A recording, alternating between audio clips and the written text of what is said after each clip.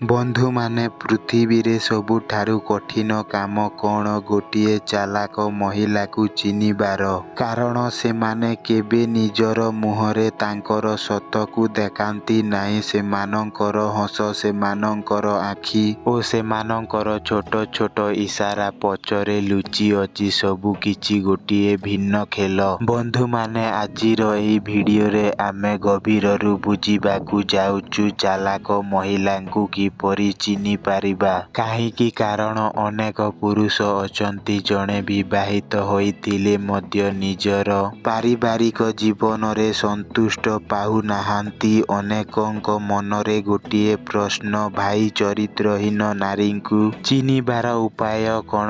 ଆଜି ସେହି ପ୍ରଶ୍ନର ଉତ୍ତର ଆପଣ ପାଇବେ। ପ୍ରଥମ ପଦକ୍ଷେପ, ଚାଲାକ ଶବ୍ଦର ଅର୍ଥ ବୁଝନ୍ତୁ। ସାଙ୍ଗମାନେ, ଯଦି ଆପଣ ଚାଲାକ ମହିଳାଙ୍କୁ ବୁଝିବାକୁ ଚାହୁଁଛନ୍ତି, ତେବେ ପ୍ରଥମେ ବୁଝନ୍ତୁ ଚାଲାକ କାହାକୁ କୁହାଯାଏ। ସେମାନେ ସେହି ସ୍ତ୍ରୀ ଯେଉଁମାନେ ପତି ଥିଲେ ମଧ୍ୟ ଅନ୍ୟ ପୁରୁଷଙ୍କୁ ଦେଖି ଆକର୍ଷଣ ଖୋଜନ୍ତି। ସେମାନେ ସେହି ସ୍ତ୍ରୀ ଯେଉଁମାନେ ପତିଙ୍କୁ କେବେ ପୂରା ସନ୍ତୁଷ୍ଟଜନକ ମନେ କରନ୍ତି ନାହିଁ ଓ ସେମାନଙ୍କ ଇସାରା ବାହାରୁ ସାଧାରଣ ଲାଗେ, କିନ୍ତୁ ମନୋବିଜ୍ଞାନରେ ସେଗୁଡ଼ିକୁ ଗୁପ୍ତ ସଙ୍କେତ କୁହାଯାଏ। ଦ୍ୱିତୀୟ, ଆଖିରୁ ପଢ଼ନ୍ତୁ। ସାଙ୍ଗମାନେ, ଯଦି କେଉଁ ମହିଳାଙ୍କୁ ବୁଝିବାକୁ ଚାହୁଁଛନ୍ତି ସେ ଚାଲାକ କି ନାହିଁ, ତେବେ ସବୁଠାରୁ ପ୍ରଥମ ତାଙ୍କର ଆଖିକୁ ଦେଖନ୍ତୁ। ମହିଳାଙ୍କର ଆଖି ସେମାନଙ୍କର ସବୁଠାରୁ ବଡ଼ ସଚ୍ଚାଇ। ଜଣେ ସତ୍ୟବାନ ନାରୀ ସେତେବେଳେ ସରଳ ଓ ଶାନ୍ତ ଦୃଷ୍ଟି ଦେଇଥାଏ, କିନ୍ତୁ ଜଣେ ଚାଲାକ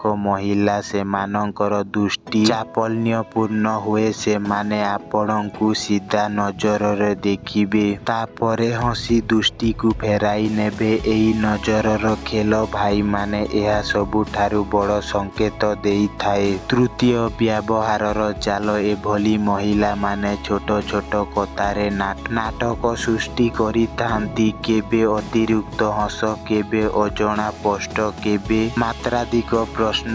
ଭାଇମାନେ, ମନୋବିଜ୍ଞାନ କୁହେ ଯେଉଁମାନେ ସରଳ ସେମାନଙ୍କର ଶବ୍ଦରେ ଭାର ଥାଏ, କିନ୍ତୁ ଯେଉଁମାନେ ଚରିତ୍ରହୀନ ସେମାନଙ୍କ କଥାରେ ଚକଚକି ଓ ଅତ୍ୟଧିକ ମିଠା ଥାଏ। ଚତୁର୍ଥ, ଗୁପ୍ତ ଇସାରା। ସାଙ୍ଗମାନେ, ମହିଳାଙ୍କ ଚାଲଚଳନ ସେମାନଙ୍କର ଭିତର ମନୋଭାବକୁ କହିଦିଏ। କେବେ ବାଲକୁ ଅତ୍ୟଧିକ ଠିକ୍ କରିବା, କେବେ ଆଙ୍ଗୁଳି ସହିତ ଅନ୍ୟକୁ ଛୁଇଁବା, କେବେ ହସି ହସି ଆପଣଙ୍କୁ ଲମ୍ବା ସମୟ ଦେବା। ଏହିଗୁଡ଼ି କାମ ସାଧାରଣ କାମ ନୁହେଁ, ଏହା ଆକର୍ଷଣର ସଙ୍କେତ ଦେଇଥାଏ। ପଞ୍ଚମ, ସମ୍ପର୍କର ଅସନ୍ତୁଷ୍ଟ। ଭାଇମାନେ, ଚାଲାକ ମହିଳାଙ୍କର ସବୁଠାରୁ ବଡ଼ ପେହଚାନ, ସେମାନେ କେବେ ପତିଙ୍କୁ ପୂରା ମାନସିକ ସମ୍ମାନ ଦିଅନ୍ତି ନାହିଁ। ସେମାନେ ସବୁବେଳେ ତୁଳନା କରନ୍ତି। ସେ ପୁରୁଷ ଭଲ, ତାପରେ ଅଧିକ ଆକର୍ଷଣୀୟ। ଏହି ତୁଳନାର ଖେଳ ଭିତରେ